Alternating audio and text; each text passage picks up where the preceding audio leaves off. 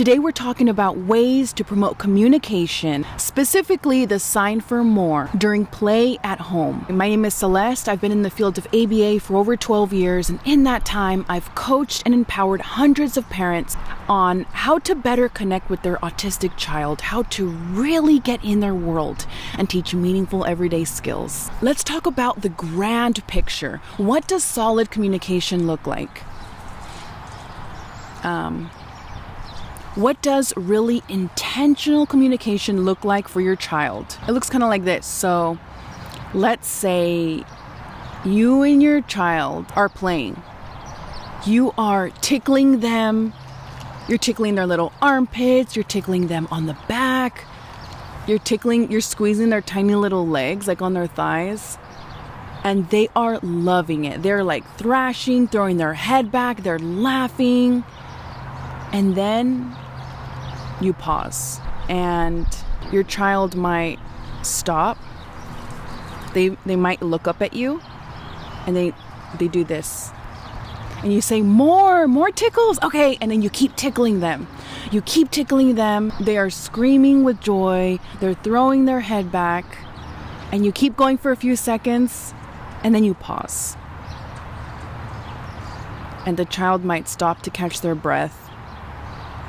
And then they look at you in the eyes and they do it again. And you say, more. Okay, more tickles. And you keep tickling them. Okay? That is what solid communication looks like.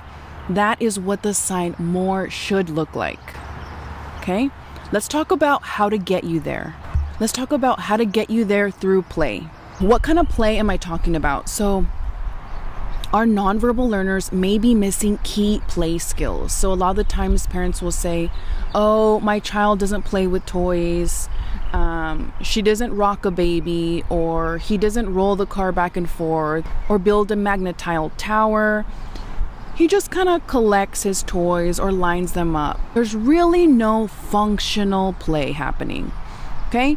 That's not the play I'm talking about. I'm not even talking about play with any toys, really. The play I'm talking about is social play. Things that are high energy, stop and go physical play. Some examples include roughhousing, blowing bubbles, and chase. But let's talk about the major one prerequisite skill that is required to teach communication is motivation. Okay? If you're tickling your child and they're not having fun, they're kind of laughing a little bit, but then they kind of pull away and they're like, they don't like it, or they're not in the mood for it. Okay? That is the wrong time to practice this. That's the wrong time to practice communication because no motivation is present. Okay? We want the smiling, the intention, the eagerness for more. Okay?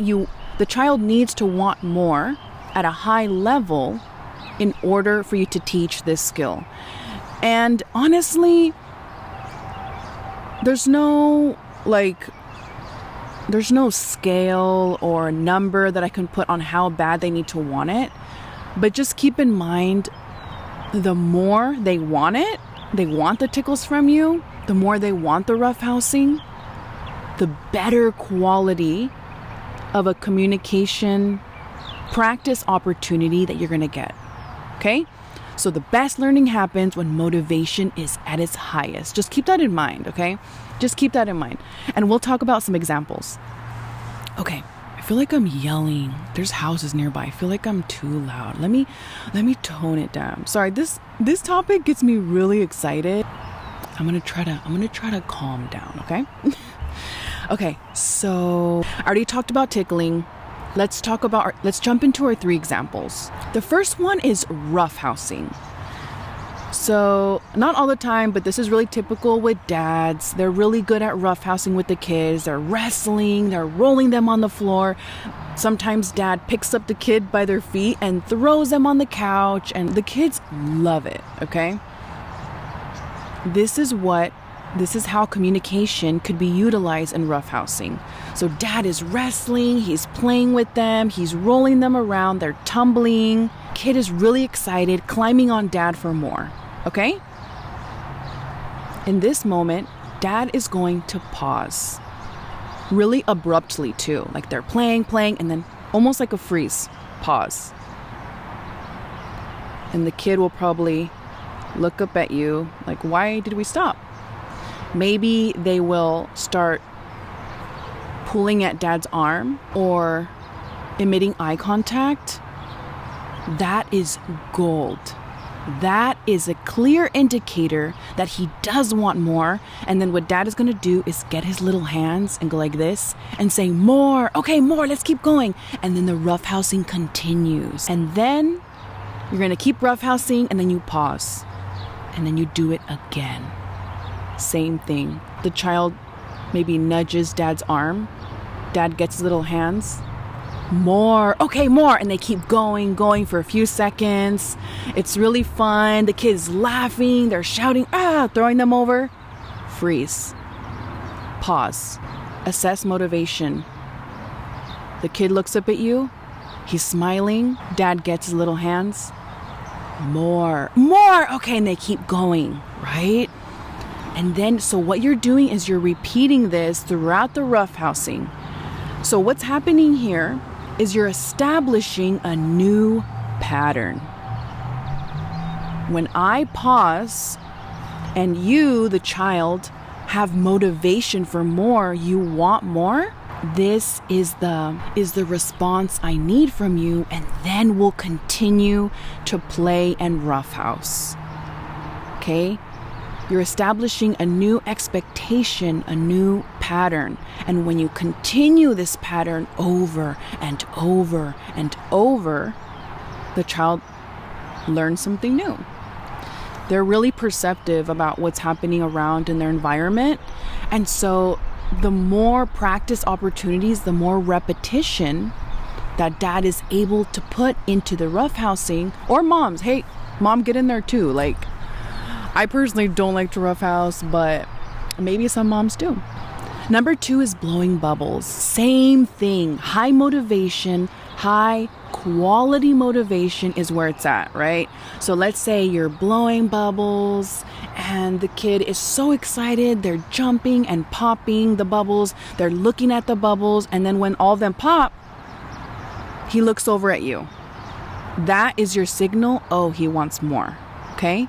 And that, again, is a golden opportunity. Get his little hands. More. Okay, more. And you continue to blow the bubbles. Okay? And when you blow it, you want like a bubble party. It should be like a bubble shower. It should be a concentrated, quality shower of reinforcement. Okay? Because this sign is powerful, especially if that's your child's first word. And to really lock it in, you want the reinforcement to be quality. You want the output of that response to be amazing, incredible, okay? We talked about with the roughhousing example, motivation has to be present. So if you're blowing bubbles and it's kind of diluted, like you haven't blown it in a while and there's not a lot of soap left, or it's a cheap bubble solution and you're blowing it and there's like 2 bubbles, and your son is looking at it like, could care less, kind of turning away, doesn't really care. That is not the opportunity. That's not the ideal opportunity to practice this communication. You want him to care, to be excited. You want the motivation to be present for him actually to want more. Because if he doesn't, this means nothing. He could care less. So you're going to continue. You're going to continue blowing bubbles. Pause. See if he wants more. He looked at me. He does. More. And then continue blowing bubbles. Okay? And then you do it again. And then you do it again. Right? Until you have a good rhythm and flow. The last one is chase. Yeah, chase is a little more advanced now that I think about it. It does require 2 people. But let's talk about it anyway. Let's say your child's sibling is chasing them and your child is laughing, engaged, they want more. Ask the sibling to pause. And if your child wants more, go ahead and give little hands. more, and then till your child, okay, run, and then and then they keep running. In that example, the pause is to assess for motivation. You see the child, yes, they do want more. You can go over to them, help them sign, and then you give them what they asked for. You continue the activity. So what's happening here is you're teaching, do this, and we'll continue the activity. You're pairing the sign with what it actually means. I hope this video was helpful. I'd love to hear, if you try it, which one of these examples is your child's favorite. Tickling, roughhousing, is it blowing bubbles, or chase? Let me know. From your favorite BCBA, you got this.